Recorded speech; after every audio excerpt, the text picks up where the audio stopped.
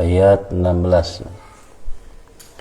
A'udzu billahi minasy syaithanir rajim. Walaqad ja'alna fis samaa'i burujan wa zayyannaha lin-nazirin.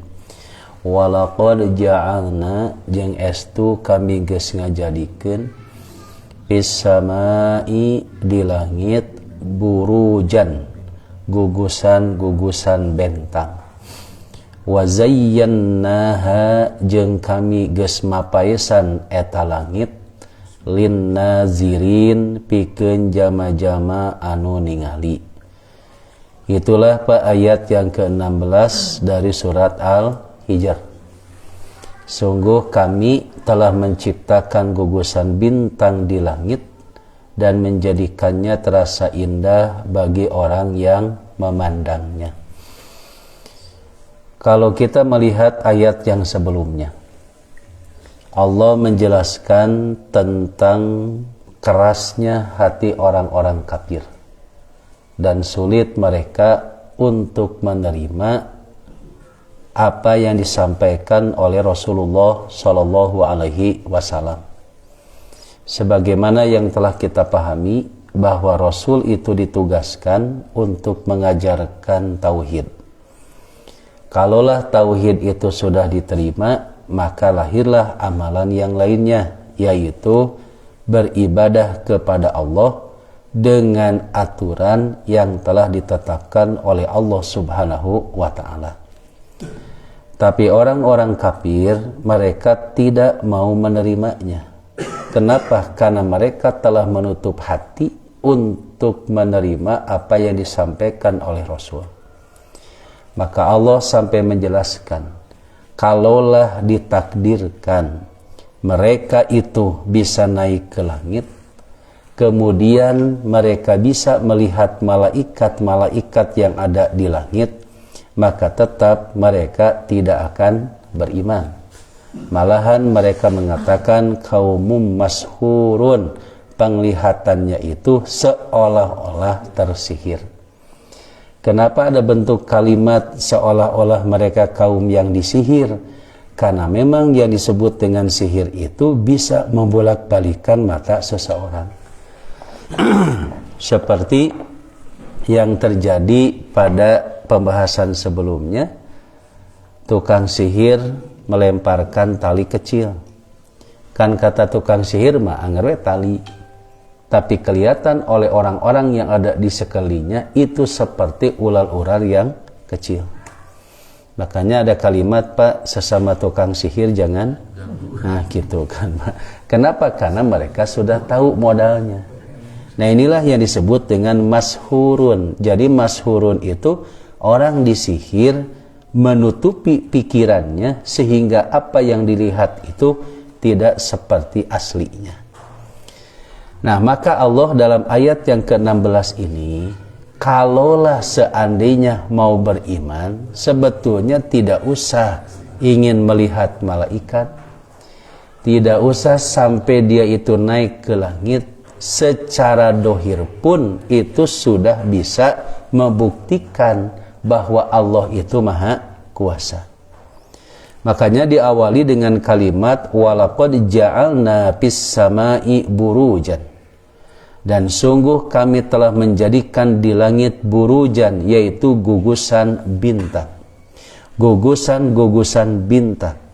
Jadi dengan melihat yang disebut dengan bintang yang ada di langit, ini sebagai bukti kemahakuasaannya Allah Subhanahu wa Ta'ala. Makanya kalau kita mau beriman, kalau kita itu mau tafakur dan menggunakan pikiran kita, maka kita akan punya kesimpulan bahwa betul di balik ini ada yang maha kuasa. Seperti yang dilakukan oleh Rasulullah, dilakukan oleh Abu Bakar Siddiq. Saat Rasul belum mendapatkan wahyu mencari siapa Tuhan yang layak disembah. Jangankan Rasulullah, setingkat Abu Bakar pun yang dia itu mau berpikir, maka punya kesimpulannya seperti itu. Masa patung yang tidak bisa hidup itu disembah oleh mereka. oleh orang-orang Quraisy pada saat itu. Untuk itu Abu Bakar mencari siapa sebetulnya yang layak untuk disembah. Dan akhirnya kan para bapak sudah kita pahami, Abu Bakar mencari, bertanya kepada pendeta-pendeta Nasrani, siapa sebetulnya yang layak untuk disembah. Akhirnya pendeta Nasrani kan memberitahu dari kitab Injilnya bahwa yang layak disembah itu adalah Allah, dan nanti akan turun Rasul yang terakhir, namanya itu Ahmad, gitu. Itu kan ada Pak dalam surat As-Saff. Itu sampai ada suatu bentuk ungkapan, wa idh qala Isa ibn Maryam ya bani Israila inni rasulullahi ilaikum musaddiqan lima bayna yadayya minat Taurah wa mubasysyiran bi rasulin ya'ti min ba'di ismuhu Ahmad.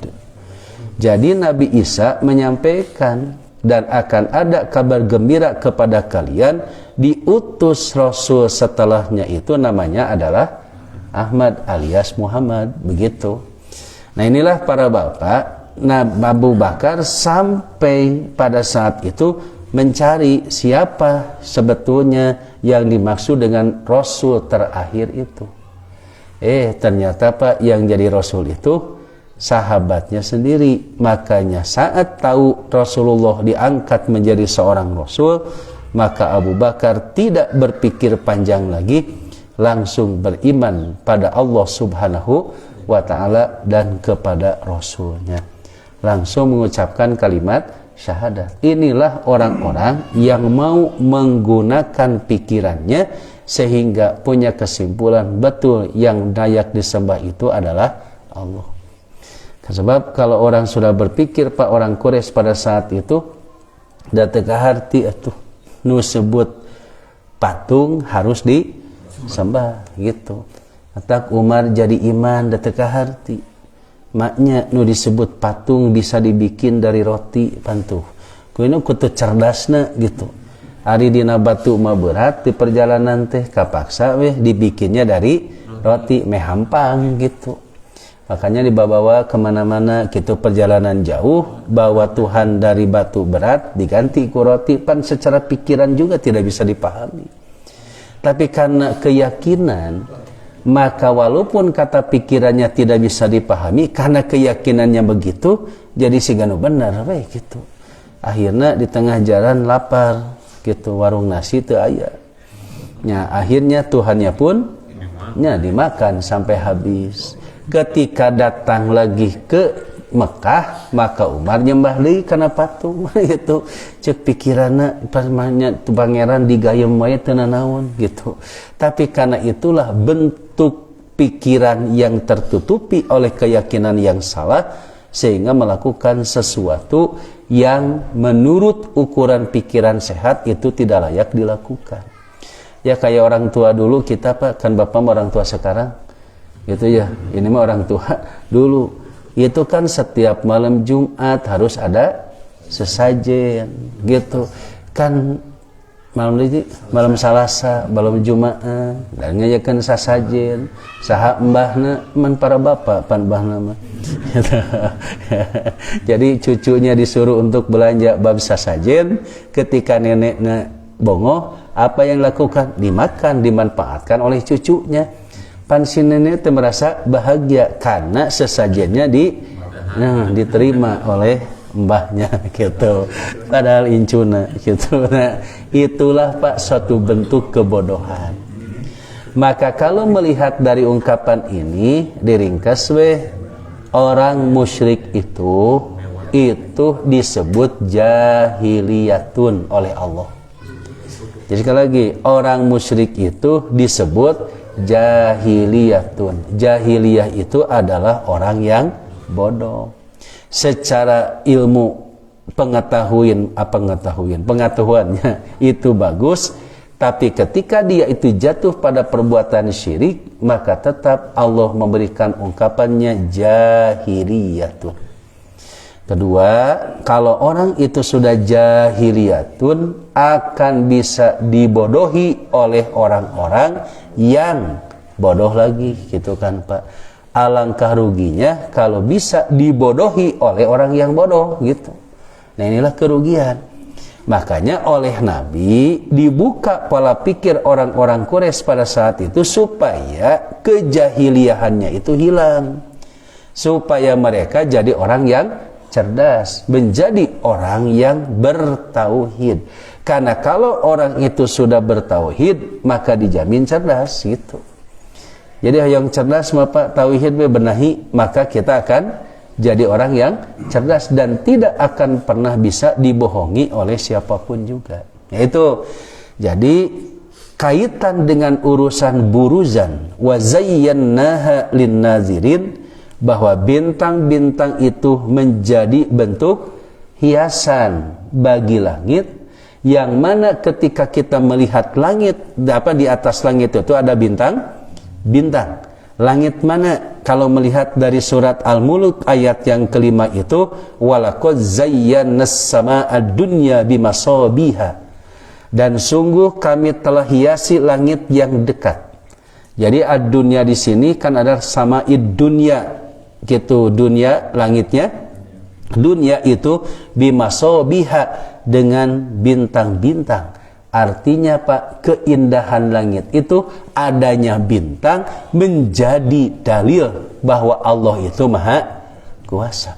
Dan siapa yang layak untuk disembah? Makanya Raja Namrud Pak sampai datang pada Nabi Ibrahim, Ibrahim, saya bisa menghidupkan orang yang mati. Nah gitu kan Pak. Maka buktinya bawa Pak dua orang yang hidup, satu dibunuh, yang satu dibiarin. Tuh, saya juga bisa menghidupkan tayanu hirup dan bisa mematikan, dibunuh nu itu. Nabi Ibrahim seri kata Nabi Ibrahim, kalau begitu buktikan kalau betul kamu itu maha kuasa, maka terbitkan matahari dari sebelah barat dan terbenamkan matahari dari sebelah timur. Ngahulang para Namrud. Nah setelah itu dia tidak bisa apa-apa. Berarti tetap yang namanya manusia itu tidak lepas dari kelemahan.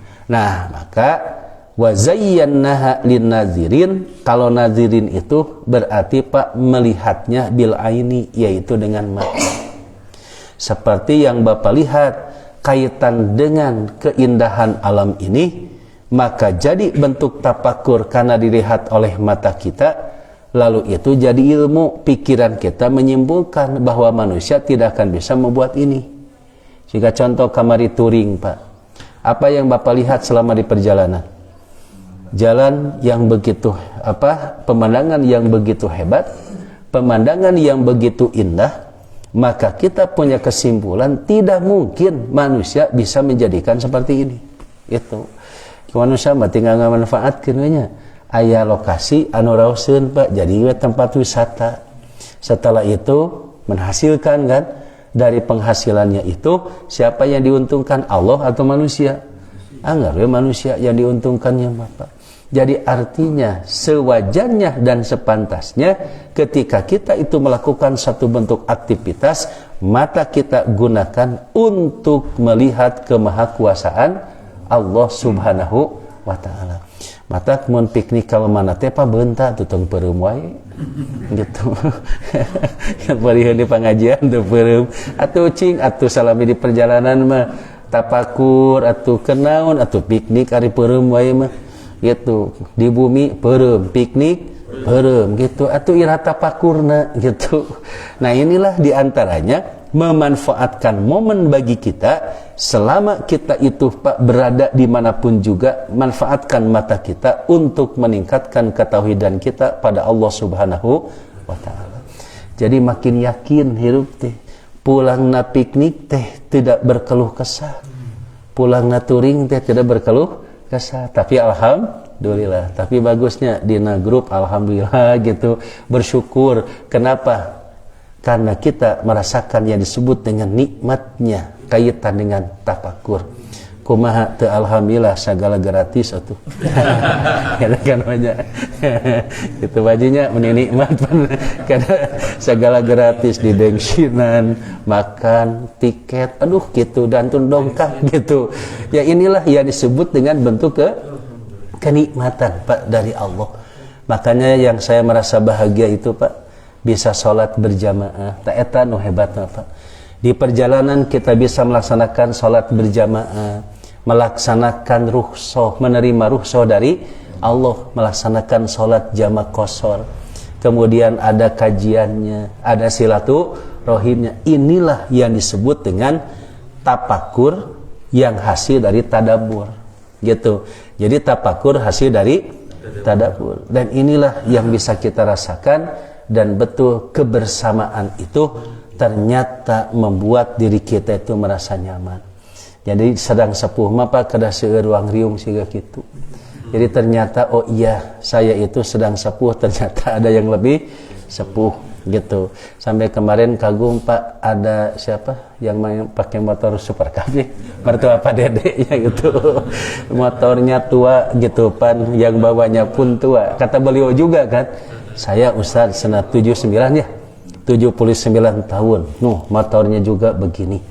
Sampai pada saat nanyak Pak, saya lihat, alhamdulillah eta nanyak nage ngelehkeun PCX atuh. Nah ini semangatnya dalam keadaan sedang sepuh itu seperti itu Pak. Artinya para bapak, layak kita itu meningkatkan ketauhidan kita hasil dari tafakur. Insya Allah kita akan menjadi orang yang makin kuat tauhidnya. Dan kalau tauhidnya kuat, makin semangat dalam melaksanakan ibadah pada Allah Subhanahu wa ta'ala. Nah itu para bapak, jadi sekali lagi ayat yang ke-16 menjelaskan tentang bukti kemahakuasaan Allah. Jadi tidak usah naik ke langit atau rek iman mah itu ya. Di seputar kita pun itu bisa dijadikan sarana ningkatnya ketauhidan kita, keyakinan kita pada Allah Subhanahu wa ta'ala. Itulah para bapak ayat yang ke-16, yang nanti besok ayat yang ke-17, maka Allah akan menjaga langit dari setan yang terkutuk. Bagaimana bentuk penjagaannya? Dan mohon maaf izin untuk besok itu 2 ayat Pak, gitu ya. Jadi untuk besok khusus 2 ayat pembahasannya. A'udzu billahi minasyaitonir rajim. Walaqad ja'alna jeung estu kami geus ngajadikeun fis samai di langit burujan gugusan-gugusan bentang wa zayyannaha jeung kami geus ngahiasna lin nazirin pikeun jama-jama nu ningali.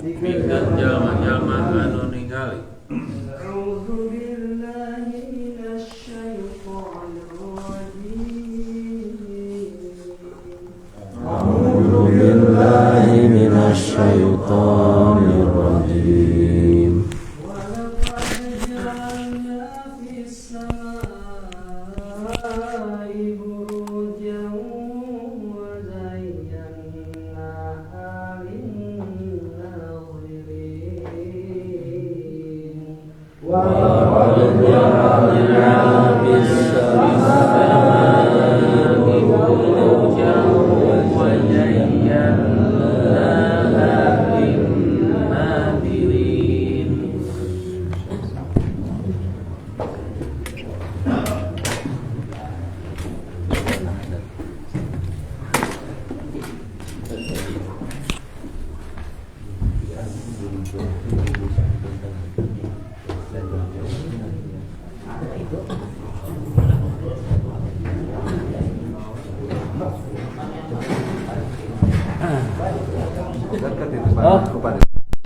Alhamdulillah jejak mayoran. WA ka abdi teh. Dititipkeun teh ka Pak Deni, Pak Deni mana? Ka Pak Deni. Nah, nyebat ka Pak Deni. Pak Haji Dede. Nuhun Pak Haji. Awan, nuhun Maman.